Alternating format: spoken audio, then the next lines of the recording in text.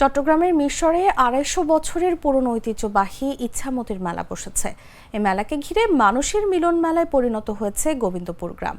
প্রতি বছর বাংলা ৬ বৈশাখে ইছামতী দেবী মন্দিরের পুণ্যভূমিকে ঘিরে বসে মেলা।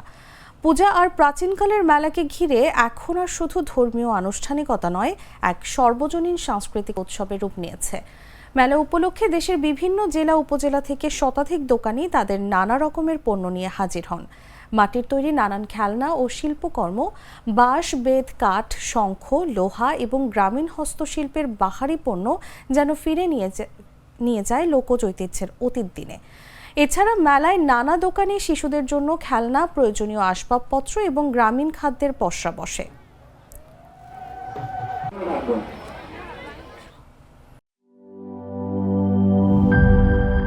সানবিট সব দিবে সামাল। সানবিট ম্যাজিক প্রেস ডিশওয়াশিং এর মাথা ঘোরানো সলিউশন।